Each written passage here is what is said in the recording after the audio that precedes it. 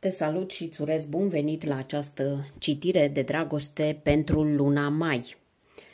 Această citire este pentru tine dacă ai soarele, luna sau ascendentul în zodia Rac. Chiar dacă această citire vine în a doua parte a lunii, să știi că energia iubirii nu ține cont de zilele din calendar. Timpul este relativ atunci când vorbim despre suflet, iar mesajele care ajung la tine acum sunt exact cele pe care ești pregătit sau pregătită să le primești. În această perioadă, mulți raci pot simți o nevoie profundă de conexiune sinceră, stabilă, dar și vindecătoare. Fie că ești singur sau singură, fie că te afli deja într-o relație, această citire îți va aduce, sper eu, claritate asupra direcției în care merge inima ta. Vom împărți etalarea în două părți. Prima parte este pentru cei care sunt singuri sau se simt singuri chiar dacă se află într-o conexiune nedefinită. A doua parte este pentru cei care sunt deja într-o relație, indiferent de stadiul acesteia. Pentru cei singuri vom extrage 3 cărți de tarot care ne vor oferi răspunsuri clare legate de energia ta actuală în planul iubirii. Cavalerul de monede, blocajul sau lecția care are nevoie de vindecare, avem aici Marele Preot și vedem ce tip de conexiune poate apărea în viața ta în această perioadă. Aici avem 8 de cupe. Extragem acum și 2 mesaje oracol care completează povestea iubirii tale cu profunzime și ghidare divină.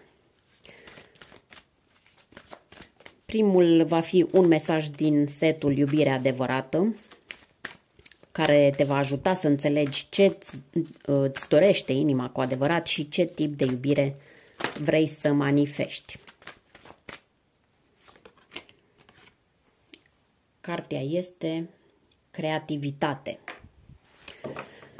Și mai cerem un mesaj angelic din pachetul de cărți Divine Angel,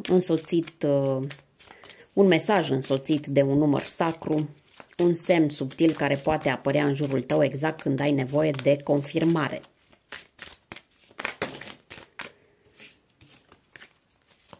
Au căzut prea multe cărți. Aceasta.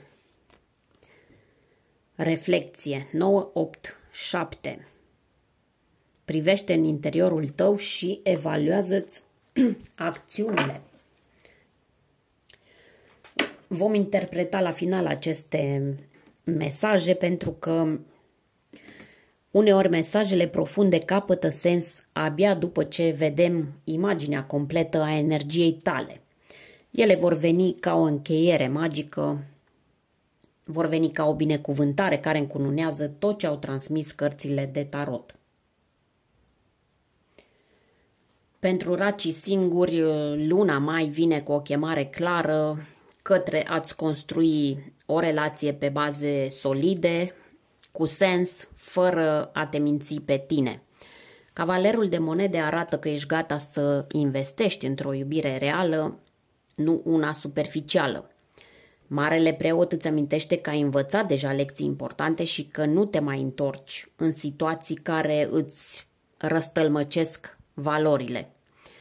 Iar 8 de cupe este acel pas inevitabil, ieșirea dintr-un atașament gol, o eliberare tăcută, dar profundă. Aceasta nu este o lună de flirturi pasagere, ci o perioadă de așezare interioară în care spui acum știu cine sunt și știu ce vreau. Prima carte, Cavalerul de monede, ne vorbește despre energia ta actuală în planul iubirii. Cavalerul de monede este simbolul fidelității, al răbdării și al angajamentului asumat pe termen lung. În poziția energiei actuale, el spune că ai ajuns într-un punct în care nu mai cauți doar emoții intense sau validări rapide. Nu, vrei ceva durabil. Vrei o iubire în care să construiești, nu doar să visezi cu ochii deschiși. Poate că ți-ai redefinit recent prioritățile. Poate că ai trecut prin relații în care ai dat prea mult, prea repede, iar acum ești mult mai atent sau atentă la cum îți investești energia emoțională. Nu te mai grăbești, dar nici nu mai accepți jumătăți. Această carte mai spune și că e posibil să te afli într-o etapă în care ești concentrat sau concentrată pe stabilitatea ta personală, pe carieră, pe sănătate, pe casă, pe proiectele tale de suflet. Și chiar dacă nu ești neapărat în căutarea iubirii, îți creezi fără să-ți dai seama exact spațiul potrivit pentru ca ea să vină. E o energie matură, blândă, dar foarte clară. Această energie spune ceva de genul: nu mă mai pierd în iubiri imature.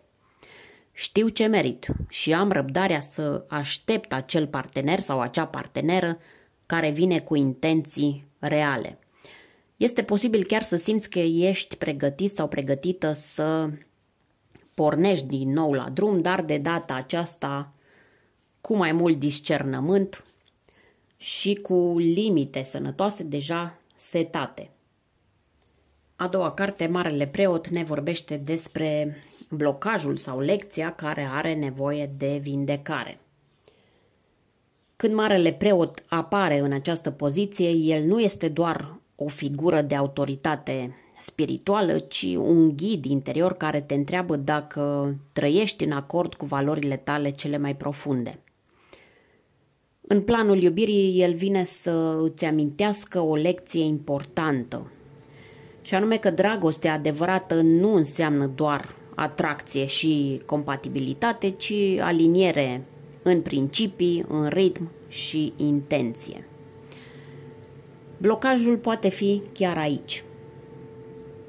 Ai fost, poate, în relații în care te-ai compromis prea mult ca să nu pierzi pe cineva? Ai tăcut când simțeai că e ceva greșit? Ai acceptat jumătăți de adevăr doar ca să nu rămâi singur sau singură? Marele Preot spune că ai învățat din toate acele experiențe, dar e posibil să mai porți în tine o amprentă. De exemplu, teama de a cere prea mult, rușinea de a dori stabilitate sau spiritualitate într-o lume care promovează iubiri rapide și neimplicate.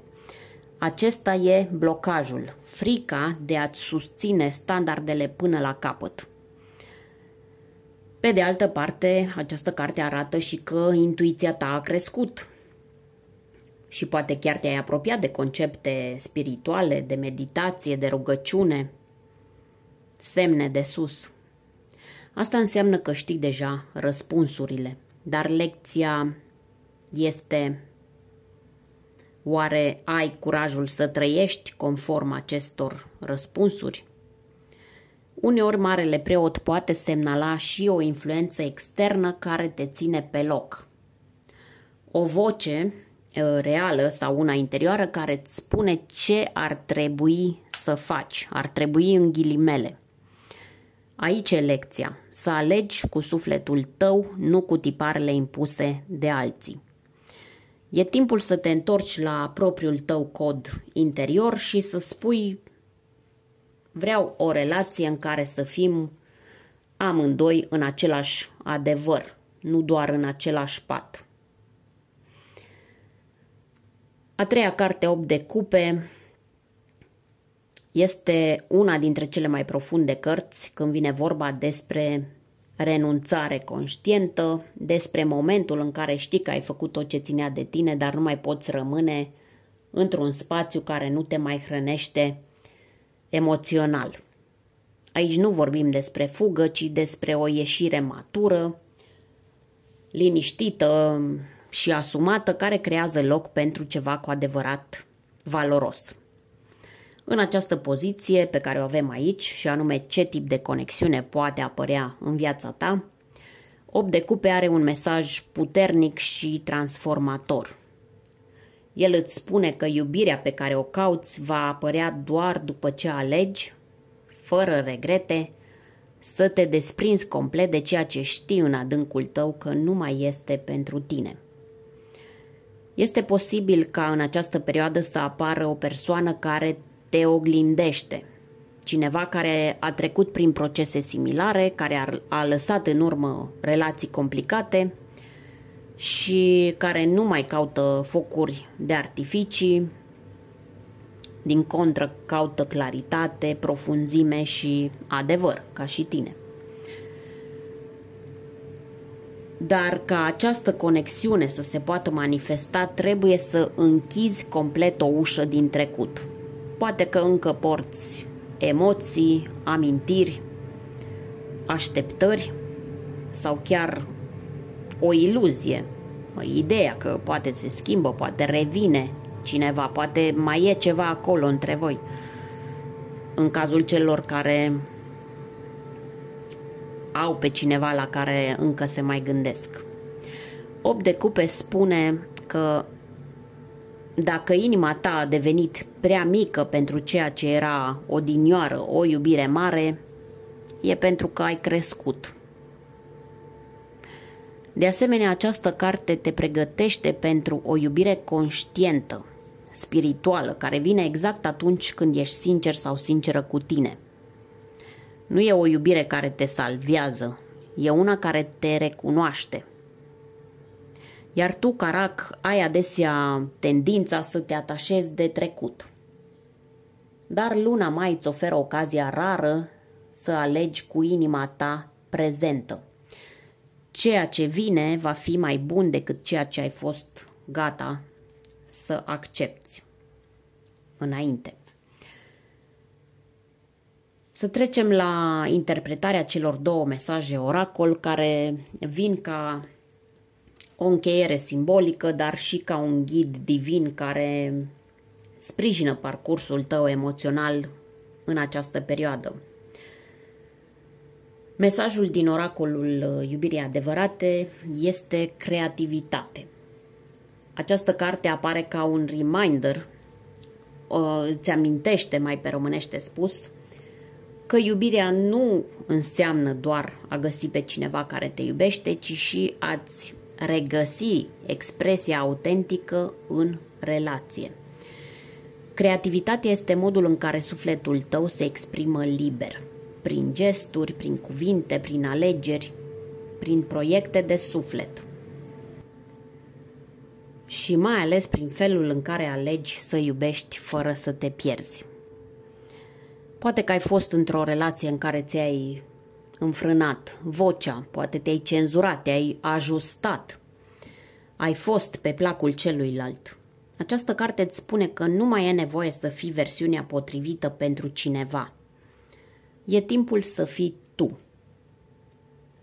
Iubirea care vine către tine sau care bate la ușă acum nu va cere sacrificiu, ci colaborare, inspirație și libertate de exprimare.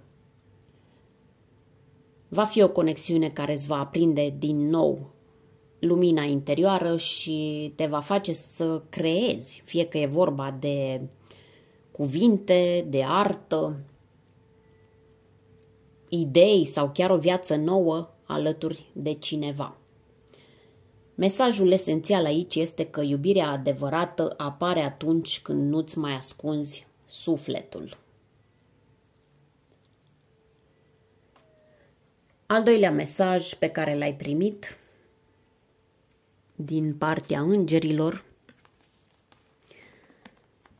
este o chemare angelică extrem de clară. Îngerii nu-ți spun să cauți răspunsuri în ceilalți, ci în tine. În tine însuți, în tine însăți. Este timpul pentru o autoevaluare blândă, dar sinceră. Ce ai învățat din tot ce ai trăit până acum în iubire? Ce tipare repeți și de ce? Ce îți dorești cu adevărat și ce accepți doar din teama de singurătate? Acest mesaj îți spune așa: privește înăuntrul tău și evaluează-ți alegerile. Îmbrățișează introspecția și autoreflecția pentru propria ta evoluție. Numărul angelic 987 semnifică o desprindere de trecut, 9, integrarea lecțiilor, numărul 8, și reconectarea cu propria înțelepciune, numărul 7. Ești pe drumul corect, iar dacă îți urmezi adevărul interior, ceea ce vine spre tine va fi în rezonanță perfectă cu cine ești acum. Această lună nu este despre întâlniri întâmplătoare sau iubiri de suprafață.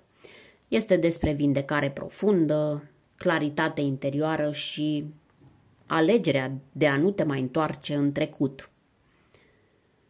E despre a-ți onora valorile, Marele Preot, a merge încet, dar sigur, cu Cavalerul de Monede, și a pleca din ceea ce nu te mai susține, 8 de cupe.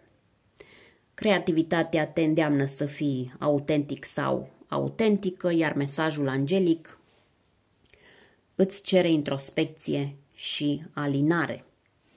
Iar sufletul tău știe deja ce trebuie făcut, trebuie doar să-l asculți. Aceasta a fost energia iubirii pentru tine în luna mai, dacă ești singur sau singură. Dacă simți că aceste mesaje au rezonat cu tine, lasă-mi în comentarii un simbol care te reprezintă acum sau spune-mi ce parte din citire te-a mișcat cel mai mult. Acum haideți să vedem ce aduce luna mai pentru cei care se află deja într-o relație. Curăț energiile și revin. Acum îmi îndrept atenția către tine, cel sau cea care ești deja într-o relație. Fie că ești într-un parteneriat stabil sau într-o conexiune care se redefinește, luna mai vine cu mesaje puternice despre ce se întâmplă între tine și partenerul tău sau partenera ta, ce provocări pot apărea și în ce direcție se poate îndrepta relația voastră. Pentru această secțiune vom extrage tot 3 cărți, ca și la cei singuri. 3 cărți care ne vor răspunde la următoarele întrebări, și anume: care este energia principală a relației în luna mai? Avem 6 de spade. Provocarea sau blocajul care poate apărea între voi, 7 de spade. Și vedem ce se poate echilibra, vindeca sau transforma în această perioadă. Aici avem carul. Acum vom cere din partea Universului 2 mesaje oracol. Unul din acest pachet de cărți Iubire Adevărată, celălalt din Divine Angel, pentru a primi o perspectivă profundă și sprijin divin asupra acestei legături dintre voi. Vom interpreta la final aceste cărți ca o încheiere simbolică și revelatoare. Avem aici femininul distorsionat. Așa, să vedem și celălalt mesaj care este.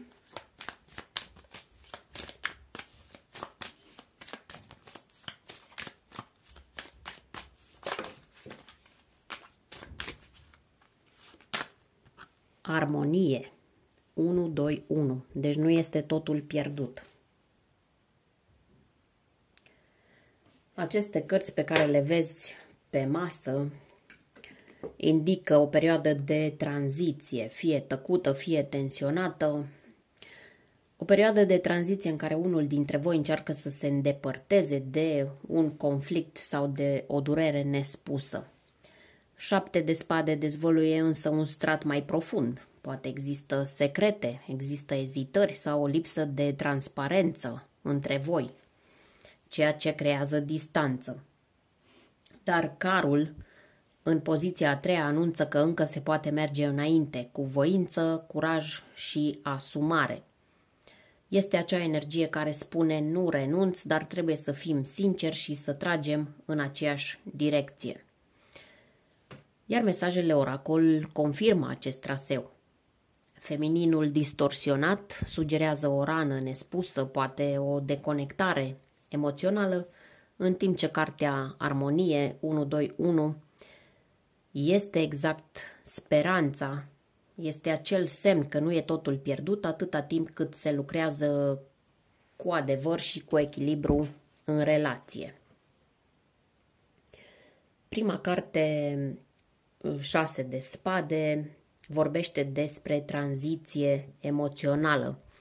Este posibil ca în relația voastră să fie existat un conflict, o perioadă tensionată sau chiar o răceală care v-a făcut să vă distanțați emoțional.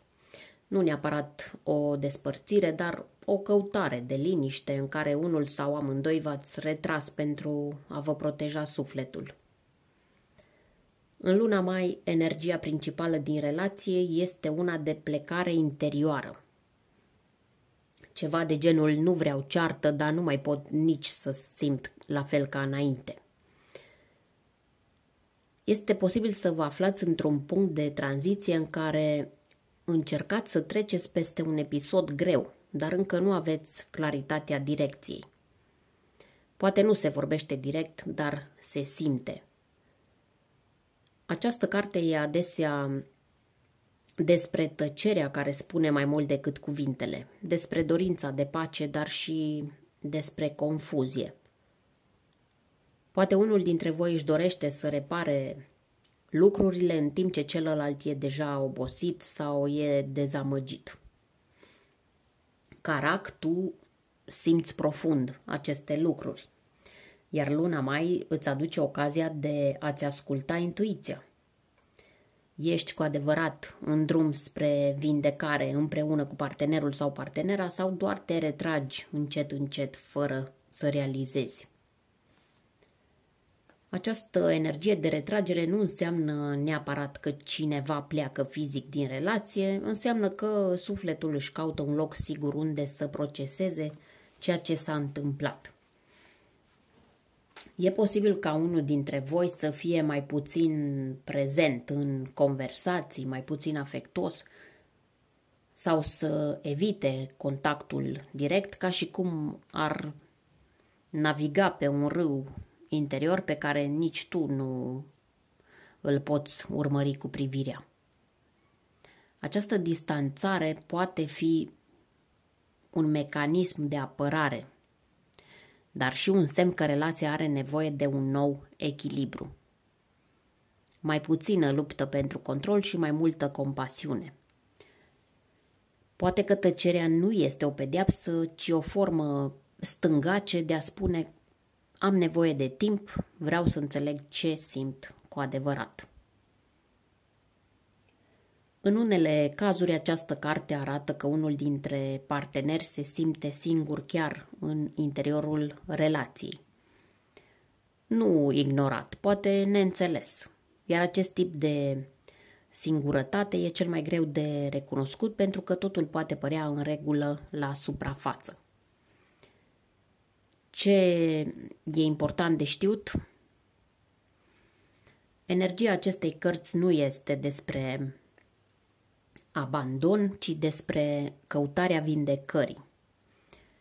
Și în această lună mai, această relație poate fi salvată doar dacă ambii parteneri devin conștienți că nu liniștea de suprafață e soluția, ci reconectarea reală.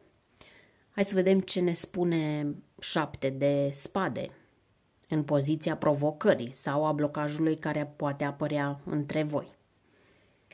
Aceasta este cartea tăcerilor periculoase, a adevărurilor spuse pe jumătate, a gesturilor ascunse. În poziția provocării indică lipsă de transparență între parteneri, nu neapărat în sensul trădării clasice, ci mai subtil, adică evitarea discuțiilor incomode, ascunderea sentimentelor reale sau protejarea propriei imagini în loc de deschiderea vulnerabilă față de celălalt. Poate că cineva din relație spune că totul e bine, dar în suflet poartă o frustrare, poartă o nemulțumire sau chiar o durere veche nerezolvată. Această carte adesea apare când unul dintre parteneri încearcă să gestioneze lucrurile pe cont propriu, de unul singur. Dar în realitate, ce face? Se îndepărtează pentru că nu mai are încredere că va fi înțeles sau înțeleasă. Care este blocajul real? Aici este teama de confruntare. Teama că dacă s-ar spune totul pe față, relația s-ar termina. Așa că adevărul e diluat, să-i spunem așa, emoțiile sunt împachetate frumos, dar în spate crește distanța. În unele cazuri, 7 de spade poate indica și o formă de autosabotaj emoțional. Unul dintre voi evită apropierea sinceră tocmai pentru că s-ar putea simți vulnerabil sau dependent de celălalt. Iar racul, deși loial și profund, se poate închide complet dacă simte că ceva nu miroase a sinceritate. Iar luna mai te provoacă să simți cu adevărat. Este partenerul meu sau partenera mea sincer sau sinceră cu mine? E deschis, e deschisă? Sunt eu sincer sau sinceră cu el sau cu ea? Sau doar întreținem așa o formă fără fond? Aceasta e o lună în care adevărul va ieși oricum la suprafață. Dar dacă îl alegi tu înainte să te aleagă el, poți să îl transformi în vindecare, nu în dezamăgire. A treia carte ne spune ce se poate echilibra, ce se poate vindeca sau ce se poate transforma în această perioadă. Aici avem arcana majoră, carul. Carul apare aici ca un răspuns limpede. Da, se poate merge mai departe, dar numai dacă ambii parteneri își aliniază direcția, își aliniază intențiile și valorile. Este cartea voinței conștiente. Este cartea determinării de a depăși obstacolele, dar și cartea alegerii clare. Fie rămânem și luptăm pentru o relație, fie recunoaștem că drumurile ne-au dus în direcții diferite. În poziția de transformare, carul arată că luna mai este un punct de cotitură pentru voi.